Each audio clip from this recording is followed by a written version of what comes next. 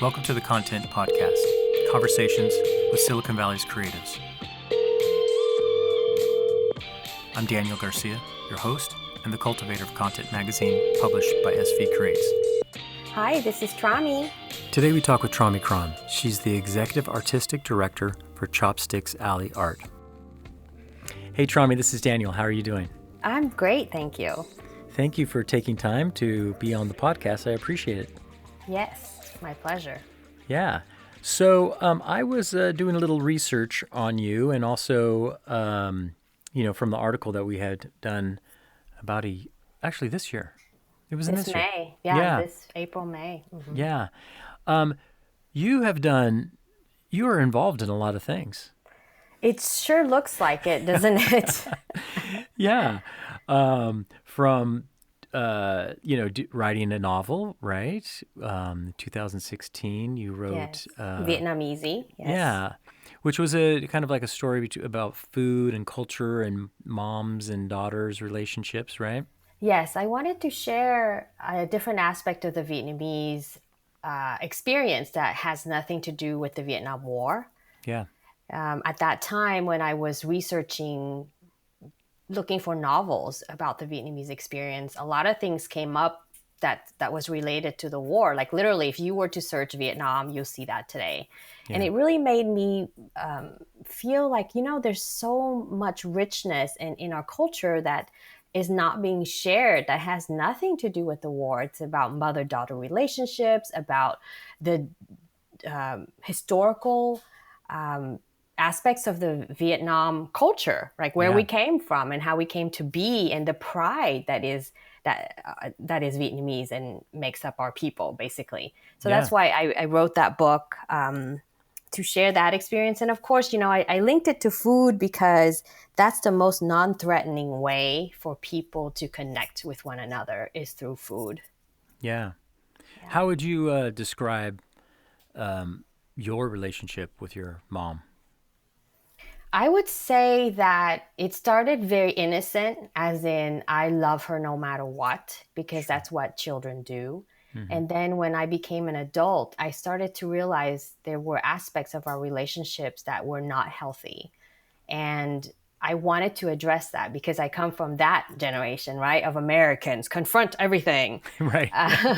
Yeah. Where my mother is of the older culture, where you don't discuss things. You just serve each other food, and that's called love.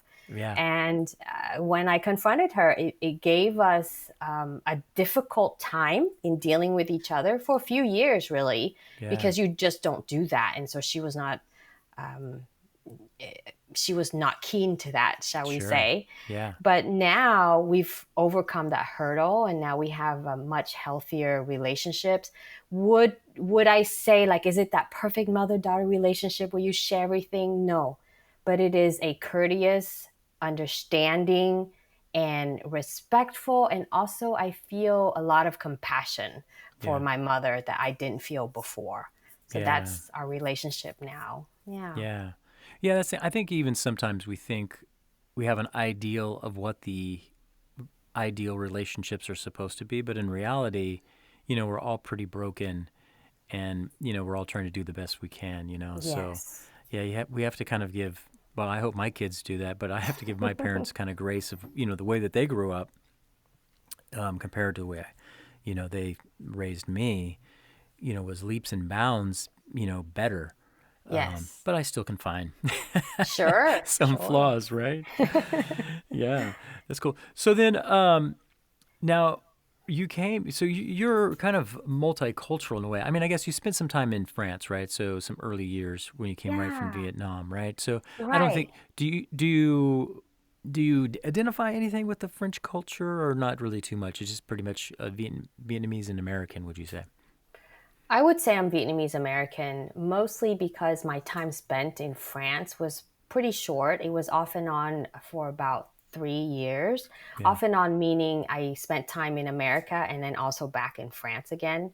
Okay. And so and it was really difficult for me to assimilate. And, they said that the second language you learn is the most difficult one, and then the third is easier. And so French was a very difficult language to learn. Yeah. And I was so young. And when I came to America, I just picked up English pretty quickly. Yeah. But half of my family is still in France. And so Oh, I okay. do go there. I visit every 2 years, except I had to skip this year for Yeah. obvious reasons. Right. But I only identify in a sense that the Vietnamese culture also has a lot of Yeah. Frenchness in it. Yeah. So it's embedded in part of our culture because the French, colonized Vietnam for about 100 years. Yeah. Yeah. Would you say, I mean, was that experience kind of like, kind of some of those formable years and feeling probably, I would assume, not necessarily like having a place, right? Not fitting in because of language barriers, culture barriers, moving back and forth. Do you think that has played into kind of like the work that you're doing now with like Chopstick Alley? Do you think that's kind of played a part in that? Yes, I do. Recently, I decided to share why I started Chopsticks Ally Art because sometimes we don't really know, right? It just Yeah. seems like random, or it just seems, oh well, why not? The Southeast Asians are not represented. But the real reason was actually when I first moved from Vietnam to France. I was 8 years old, Mm-hmm. and we had some family friends over there. So my mom went to visit them, and they had two kids around my age. And so the father said, "Hey, my kids are going to this art class down the street. Why Trami just, go with them?" Yeah. And so, and the adults just wanted to talk about adult things. And so they, shoved us off to the art class. And that was really my first experience in an Hmm. art class. Yeah.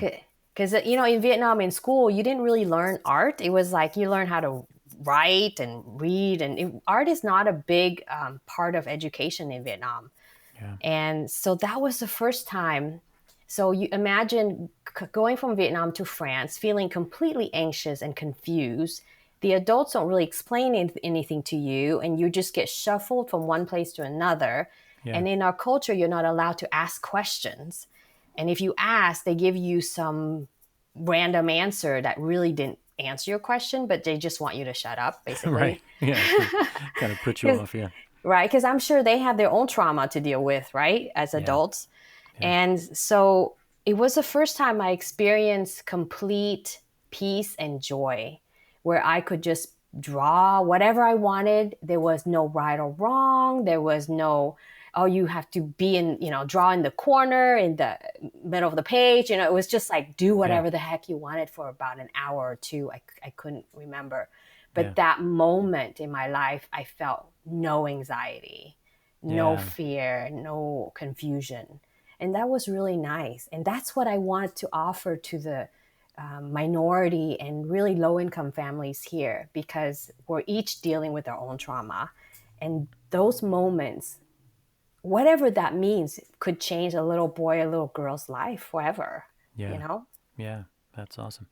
So Yeah. when did you officially I know there's Chopstick Alley and there's Chopstick Alley Arts, right? So you Yes. kind of have, well, let's go to the name first. And then and then I think yeah, and then because the Chopstick Alley kind of has a website, a blog, and a culture kind of thing. So Yes. first, where did you get the name Chopsticks Alley? Well, when I wrote my book VietnamEazy, because every chapter had a recipe in it, and I was trained, my degree was in business marketing.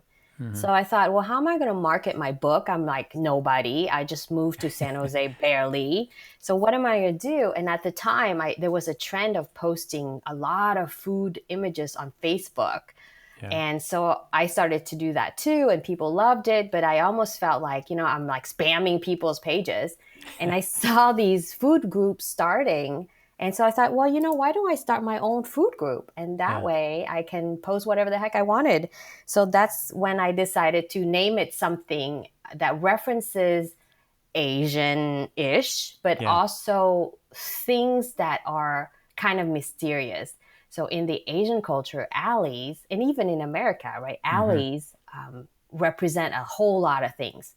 Yeah. Mostly in English, in America, it's like bad things happen in the alleys. But in Vietnam, alleys are cool. Alleys have these, Yeah. food stalls and Yeah. interesting little shops. And so I thought, okay, let's start with alley. And then, well, chopsticks, that's very Asian. Well, there you go, Chopsticks Alley. Yeah, that's right. And so that started more kind of as you mean the name that kind of came up then and means to kind of help market the book, would you say? Yes, And then yes.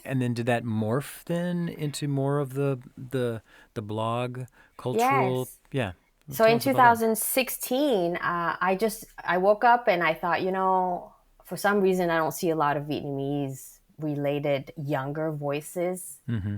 out there. I hear a lot from our elders. They have their own TV station and Yeah. radio and newspapers, and it's all in Vietnamese, and it talks about things relating to the old country and all the things that really the young people are not interested in. And so what I found was the younger Vietnamese generation would go to the Chinese culture, the Japanese culture, and Korean to Hmm. find that commonality. Yeah. And so I thought, well, why don't I start like a blog or publication of some kind? So I posted it on Facebook. I said, hey, if we do this, is anybody interested? Lo and behold, I had so many people responded that they wanted to write, they wanted to Yeah. do all these things for the publication. So Yeah. I said, awesome. So then we were going to name it Viet Currents because Oh, at the sure. time I was in touch with India Currents and this local newspaper here, Yeah. and they're Yeah. awesome. Yeah. And so I thought, well, let me do Viet Currents. And so we named it that. And then it actually has Viet Currents is VC. VC for the Vietnamese culture is Viet Cong. Viet Congs are the Right. communist soldiers, right? Yeah. Yeah. So I thought, oh, maybe that's not a good idea. Why don't we renamed it? And so it was in a group chat. And then somebody popped up and said, hey, there's this name called Chopsticks Alley. That's such a cool name. And I'm You're like, like, that's mine. yeah, exactly. And like, that's mine. Is everybody cool with that? They're like, yeah. So that's really how it's really interesting how when it's meant to be and you're doing the right thing and on the right path, Yeah. things just align. That's And kind of so, fun. It's kind of yeah. fun to have somebody quote your own words back to you in a way, right? Yes, exactly. Yeah. Yeah. So that's That's how cool. it started. And we're not a nonprofit, right? It's for profit, which, as Yeah. you know, a publication, we're just lucky we're not putting our own money in there. Yeah. And so when I decided to start the Chopsticks Ally Art, we had to make it nonprofit. So I literally have two companies, a nonprofit and then the for-profit publication. Yeah. You're doing a lot. I mean, I saw on the website, it's even Trami Group Limited Corporations. LLC, The yes. LLC. So you have like the big umbrella and Yes. yeah. So that I mean, so originally you went to business school, business marketing. Was that kind of like your main kind of like education and major? Yes, well, Or I was supposed to be a pharmacist because okay. that's what we were pegged to do as Hmm. Asian female Vietnamese. But yes, I switched my major to business, and that was my training. And most of my career has been in sales. I was actually selling drugs at some point, Oh, the okay. legal kind, the Right. legal Sure. Yeah. kind. Yeah. Yeah. Prescription drugs over the Yes. counter. Yeah. Yeah. Yeah. Prescription drugs. Yeah. Um, so yeah, that's cool. I mean, that's the thing that I've kind of noticed about you. For me, it just seemed like you kind of started to show up on the scene, but at the same time, it's very involved and very like being visible. And because when did Chopstick Alley Arts? When did you start that? When did that kind of begin? Sure. I started on a project at San Jose Museum of Art as their Vietnamese liaison person. Yeah. They receive a grant from the Irvine Foundation to bring the museum outside of its walls into the Vietnamese community. Yeah. And so they were looking for someone to be that bridge. And it was really interesting to me when I saw that position come across. I would pass it on to the Chopsticks Alley volunteers and Mm. staff. I'm Yeah. like, hey, you guys do this. And it went around for about a month and it kept coming across my desk.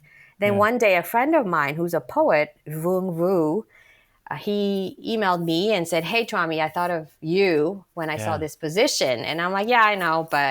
And then it occurred to me, this is the universe's way of telling me something. Yeah. And so I decided to explore it. Yeah. And then I got hired, and I've never thought I would work in the arts field because that's never encouraged. Right. Even though my biological father was a famous artist, Oh, and wow. my mother was his art student. Oh, Yeah. interesting. Oh, that's But it fun. was never encouraged because I think as immigrants, when you come here, the first thing they want you to do is have stability, Yeah. financial stability. And artists, just like in America, they consider them like starving and whatnot. Yeah. So it was never encouraged. So when I went to work for the museum, this whole new world opened up to me. I had no idea how that world worked, and it was fascinating. Yeah. And it was there that when we were trying to explain to the museum how you can't just come up with a product and shove it in people's faces. You Yeah. can't just go, here, we are this large white organization. We have this cool thing for you.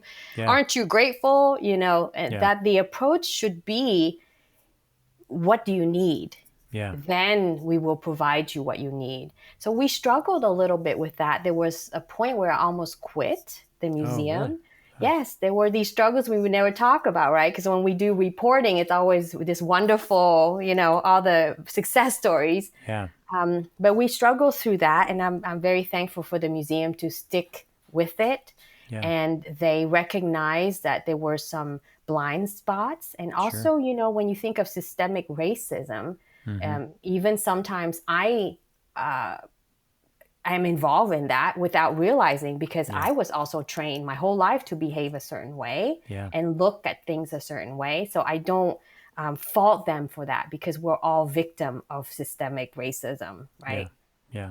Yeah. So yeah, we stuck through that, and through that process is when I realized the Southeast Asian art scene, voices, narratives are not being seen in San Jose. Yeah. It's And not and yeah. especially within the Vietnamese population, I think we have San Jose is the largest population City. outside. Yes, the Yeah. largest Vietnamese population in any city outside of Vietnam. Yeah. So it seems like it's a powerful group in our culture Yes. that needs to have a voice, right? And that the interesting thing is, within our community, the art scene is very vibrant, art, but mostly made up of our elders. They would Right. host art galleries, and they would rent out the Mexican Heritage Plaza, Mm-hmm. and have their art exhibits. But mostly the elders. You don't see young people.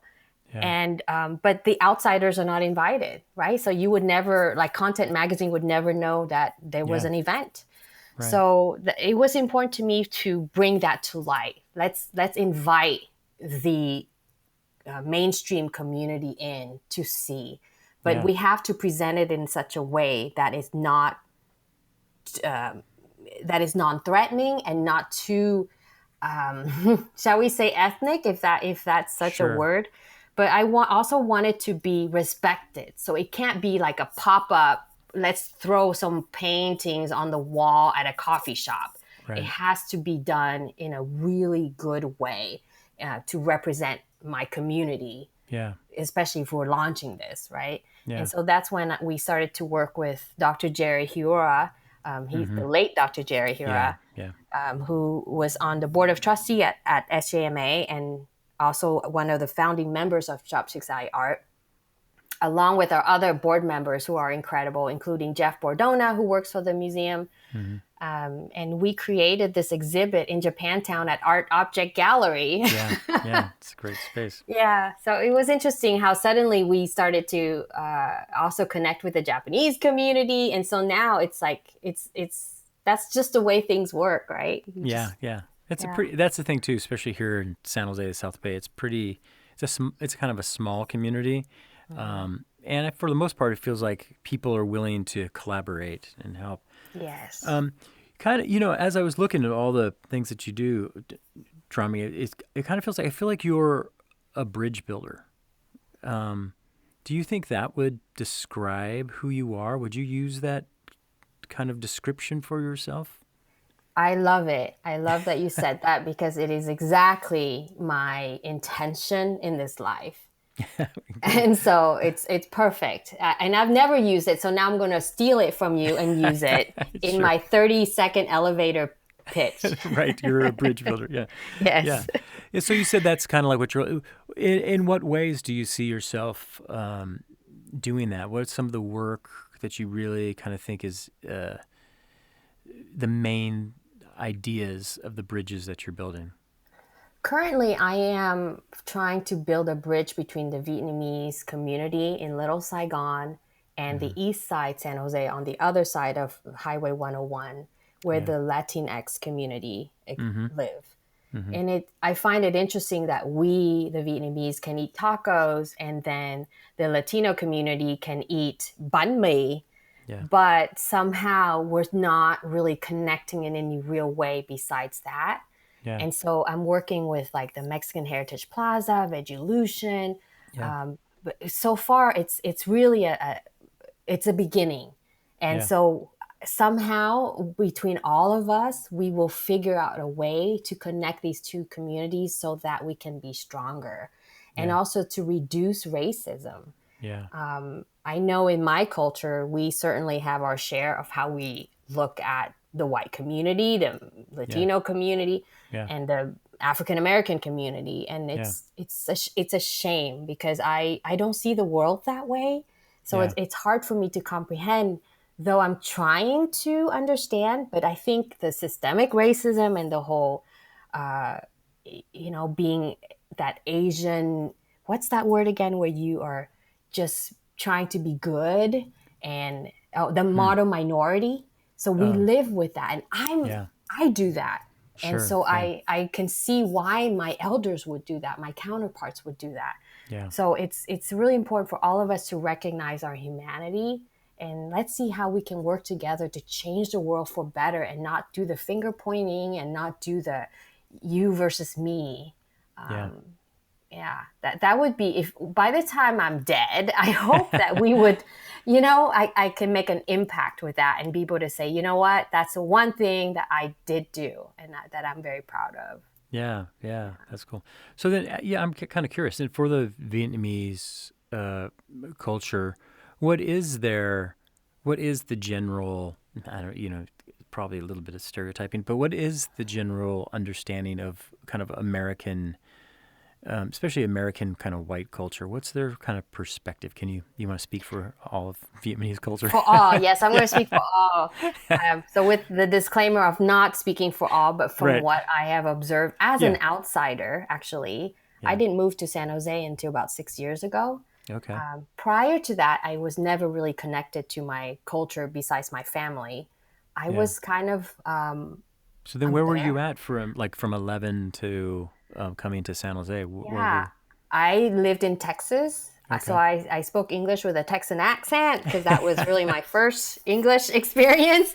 Yeah. Then my family moved to Utah, so predominantly white. Yeah. And then after that, when I graduated from college, I moved to California, and I lived in mostly white communities, worked for white companies. And I had like, I was, I'm still uncomfortable when I go into a place with a lot of Asian people. Oh, really? Okay. Yes. Yeah. Do you So feel it, like, did you have to do you think that you grew up kind of suppressing your Vietnamese culture in a way? Like the expression, I mean, maybe consciously, subconsciously, or you didn't have to do it, or it was easy for you to kind of assimilate into kind of like dominant Anglo kind of culture? I think that I was fooling myself thinking that I was assimilating. Hmm. I made sure my English is good. Mm-hmm. So at night, you will hear my Vietnamese accent come out. But during the day, I make sure that I form my words so that I sound white, Yeah. and that I can, and I don't act a certain way, that I carry myself like a white person. And Yeah. then I walk by a mirror and realize that I'm not. Sure. And Sure. I'm saddened to say, but my really first true racism experience where I'm the victim of it happened in San Jose. Oh, really? And it's such a Yeah. confusing thing, isn't it? So if Right. I From live in Texas to Utah. Yeah. right? Yeah. If I lived in a white culture, why didn't I feel overt racism? I'm sure there was underlying, but I was not aware of it. And then I moved to San Jose, which is so diverse, yet I experienced overt racism. Wow. And so in my mind, I always had to try to make sense of the world. And what I can think of is this. I lived in Santa Cruz before I moved to San Jose. So predominantly white again. Yeah. And so the experience the white community has with an Asian person or a Vietnamese person is me, right? Yeah. Me and maybe a handful of other people. And we work hard, we keep to ourselves, we're not troublemakers, right? Right. Yeah. But when you come to a community with a larger population of any community, you will have a rainbow of people, right? From normal people to crimes to professionals to you name it. So you have a whole plethora of people. And so the experience the white community has with my culture is all that. Yeah. And so now suddenly, and negative experiences stick, right? So now they remember Asian person equals something bad that happened to them. And so now this dislike comes up. Yeah. Right. So that's the only thing I can think of. I don't know if it's a real theory, it's not been studied, but it's just something that I think happened. And so. Well, it is interesting. I mean, you do take a town like San Jose, and even though it's a melting pot, there's people from all over the world. There's kind of like a two-edged sword is people who have similar cultures kind of stay together because there's security, there's commonality there's community there. At the same time, though, what that does is then for the other cultures, you're not able to assimilate in. So then you do have an area that's predominantly Vietnamese culture, Hispanic culture, white culture. So you have these areas. You got Little Portugal, Little Italy. And you see these different kind of groups segregating themselves, some self and some of it because there's no other opportunity they're not being let in. And I think that kind of breeds in what you're talking about, that kind of like that subtle and somewhat overt kind of like racism and stereotypes that come about. Right. And there's also some beauty in it. Sometimes when we think about the different segregated communities, and I just think, why can't we all be together? Yeah. But at the same time, there is a reason for that. Yeah. And the reason is because there's differences. There are differences, and it's very comfortable when you're able to go into a community where you look like everyone else, you eat the same thing, and there's no explaining. Like, I don't have to explain what a good banh mi is to anyone in the Vietnamese community. We just know, right? And so there's a comfort in that, which I did not experience until I moved to San Jose. Yeah. So at first I feared it, and then I am now embracing it and loving it. Yeah. And, we always are taught to strive to live in a more white neighborhood because it's safer, it's better school district and all that. I live right in the middle of Little Saigon right now, which horrified my family when I moved here because they were like, why? I love it. I love that when I walk my dogs, I hear my people. I hear the Latino voices, when Mexican culture, music, I hear it all and I just love it. So things that were taught to me that seemed relevant back then is no longer relevant. Yeah, I think that's the thing. And I really appreciate what you're doing with, building the bridges, between cultures and between ages, even within a culture, is that the difficulty is, most people think that in order for things to be a community and unified, there has to be conformity, and I think that's for me, especially being, half Mexican, half Anglo, white, having these two different sides of my family, but it's always been so meshed, and you can bounce back and forth, and you can do more emphasis on this. And, we were growing up making bologna burritos because it was like these two cultures coming together. It was like, why not, right? At the same time, it's like there's a great love and celebration for those individual cultures that you don't have to lose just to be. And I think that's the American experience. Like, how do we have all this diversity, beautiful uniqueness? Some of it becomes a new type of culture, but other parts preserve these great different cultures, right? Right. Yeah. So tell us some of the programs that you've been doing with Chopstick Alley Arts. You know, art classes and a lot of different performances and a lot of Twitch things happening too, right? Yes, yes. We have an upcoming art class that we're doing virtually through a program we're working with San Jose Museum of Art called Hidden Heritages, Mm-hmm. where we are collecting Vietnamese stories to eventually have an exhibit at City Hall. Great. And it's about Vietnamese contributions. And so this upcoming workshop is on October 10th.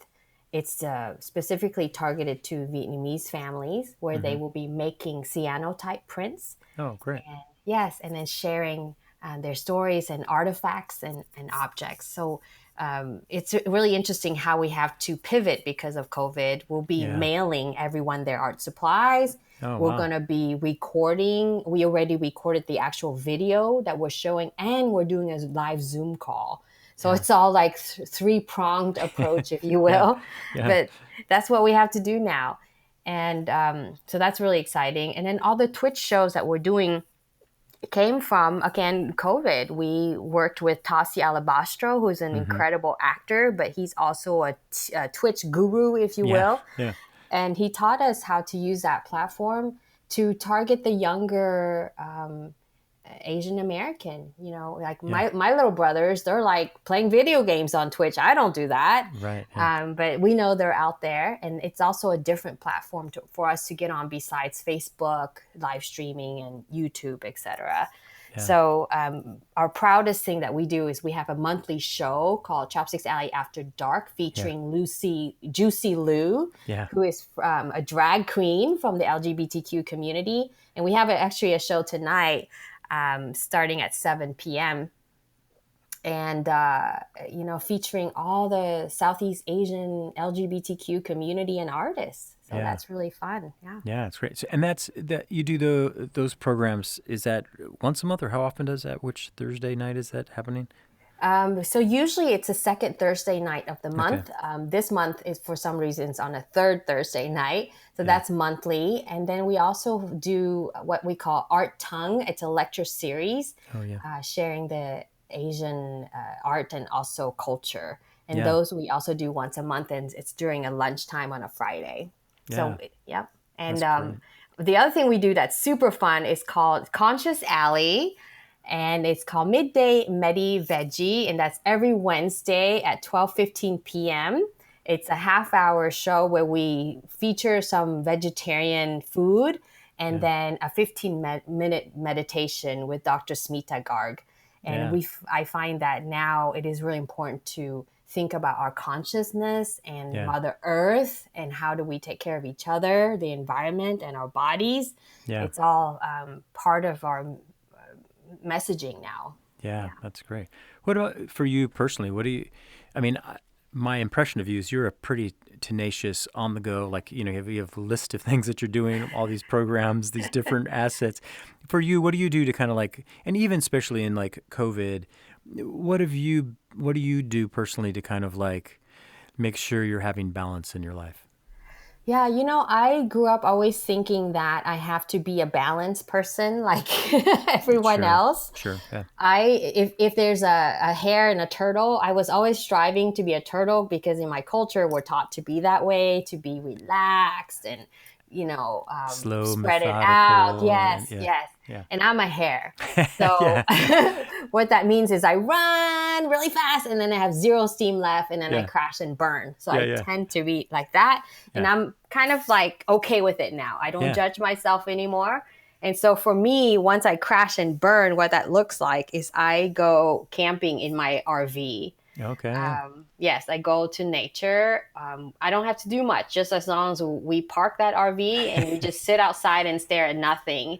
Yeah. That's what I do. And now with the COVID fires, it makes it a little bit harder because a lot of the parks are closed. Yeah. So I just go in my backyard. I have this really nice backyard with lots of flowers and fruit trees, and I have chickens and I just sit back there. And now, thankfully the air cleared up because Yeah. it was very difficult when we were confined to just the house. Yeah. Yeah. Yeah. Yeah. What have you kind of learned about yourself during kind of like the shelter in place and this transition of what normal is? I have to say, I've learned that I have an endless amount of creativity. Mm-hmm. Mm-hmm. And that is, it's, people talk about it like it's a muscle that you exercise. Yeah. When I worked in the corporate world, I kept telling myself I really don't have a lot of creativity. If somebody comes up with something, I can help expand on it. But to come up with a new idea was a struggle for me. Hmm. But since really starting to work for myself and realizing I have to get creative to compete, I'm exercising that part of my brain a Yeah. lot more. So now I wake up with new ideas. Like it just comes. And Yeah. sometimes I'm like, enough, no more, you know. So I find that I have this endless amount of creativity, which I'm so thankful for. Yeah. And I also learned that I don't give up, even though Yeah. I kind of Hmm. knew that, but I'm pretty damn sure now. I just don't give up. Yeah. Yeah. Yeah. That's cool. Yeah, I could see. I mean, you seem to be like, if I had to pick another kind of word from my, observation, is that definitely entrepreneurial. You know what I mean? Where, which, Yes. I see, like, coming up with ideas, and you're open to venturing new possibilities, and I definitely can see that. And I like what you're saying too, is like giving yourself the allowance to know, like, hey, I'm not a turtle, I'm a hare. And I think that's so difficult. I think growing up, right, we're taught that we have to be everything. You know what I mean? You have to be all these things, and then you start to realize, like, I just can't. I just can't do that. I can't be slow and meditative. I'm the same way. The joke about me is that I shoot then aim. That's kind of like the thing. I think it's my kind of thing is, and my wife is completely the opposite. But for me, it's just like, no, let's just go for it. Like, here's an idea. Let's just start acting. It'll work out. And everybody else says, no, you got to have a plan. I'm like, I've made plans and they always fall apart and change. So let's just start going. I'm with you. I Right? agree. I don't think there's only one way to do it. And I think our Yeah. process is pretty effective. So hey, I it's know. time to revisit that whole philosophy, Right. right? We're getting stuff done. Yeah. Yeah. That's awesome. So for you, Trami, what would you say is like your kind of life philosophy, or what's kind of like the thought or the philosophy that drives you?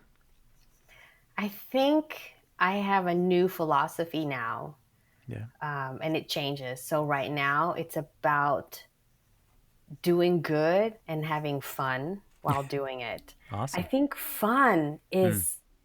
is everything. And fun means different things to different people, right? Some people Yeah. love numbers and that's fun for them. And that's Yeah. like pure hell for me. Right. So, right? So fun means something different for everyone. But I think having fun, having joy in our life and combining work so that it can be part of our life, right? So work doesn't have to be miserable. Yeah. And so I find that really, if you believe in God or the higher being or whatever, they gave us a playground Mm-hmm. and it's just a bunch of puzzles that we have to resolve. And so I don't take it that seriously. Yeah. And I think first you got to dream big, have a vision in your mind of what that's supposed to look like, and then trust that the way to get there will be revealed to you and the knowledge and the experience will be given to you so you can get there. So Yeah. my philosophy is really trust, have fun, and don't take yourself so seriously. Yeah. I can see that funny. The times I've seen you even on screen or in Twitch things and stuff like that. Um, Yeah, there's just you have this kind of smiley funness about you. And I remember even for our pickup party, when you do that incredible presentation about the Vietnamese rock band. Yes, rock and roll. That Yes. that was incredible. And then you were having so much fun with it that I was having so, which, by the way, I wanted to ask you, what was the name of the group? It was like CBC or something like that, or CBC, I think. Yeah. Yeah. yeah, that was incredible. That was like, eye opening to me, like that cultural kind of awareness that you brought. It really built a bridge to me to think of. I think I'm a victim of culture, right? And so I think Hmm. of, most Vietnamese culture just in the context of the war, right? Hmm. And Hmm. the majority of the people that I've known and been friends with, have come over themselves or because their parents brought them over because of, being refugees and stuff like that. So that tends to dominate. But then to see like this cool, rich rock and roll history, and like, oh, it's so fun. I want to get my hands on a record. That was so yeah. And these ideas just pop in, like they just come in. So it's not like I spent my whole life studying rock and roll, right? Right. Yeah. I mean, so Yeah. it's, and that's just it, what you just said. There's so much richness in the Vietnamese culture. And I did not come from the same way everyone came to San Jose or Sure. from Vietnam, Yeah. right? So, and there's this whole other aspect of the Vietnamese people that no one talks about, but for some reason, the dominant culture is the refugee Yeah. experience, the yellow flag with the red stripes, which I don't really understand myself. Yeah. And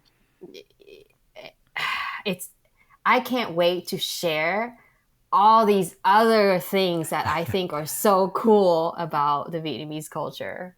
Yeah. That's awesome.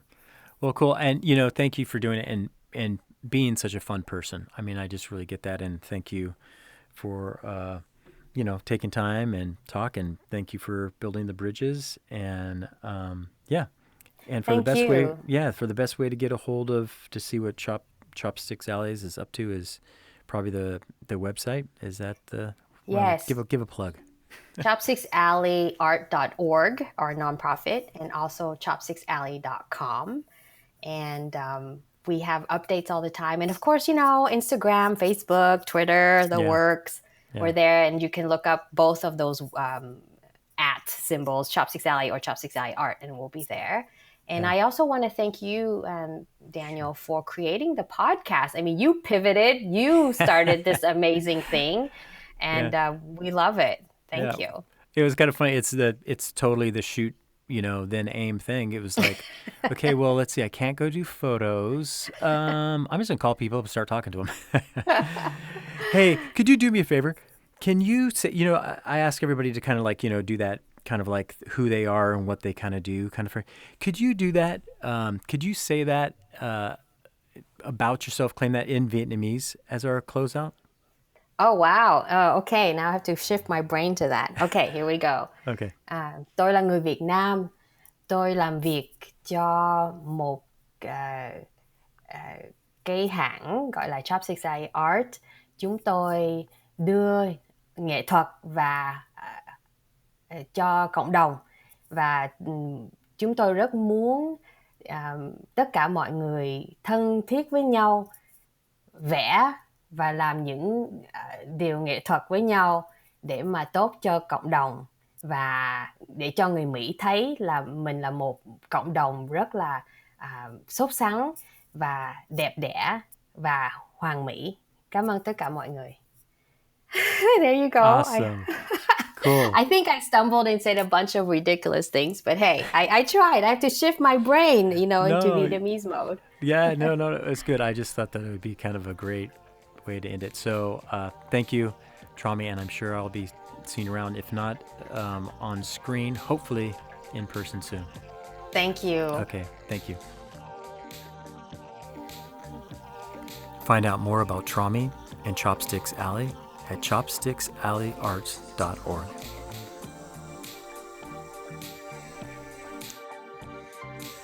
Thank you for listening to the Content Magazine podcast. Follow us on social media at Content Mag. Visit our website to become a member and help us to continue to tell the stories of the local creators. This episode's music is Time Alone by Mild Monk. Follow him on Spotify and also on his Instagram at Mild Monk Music.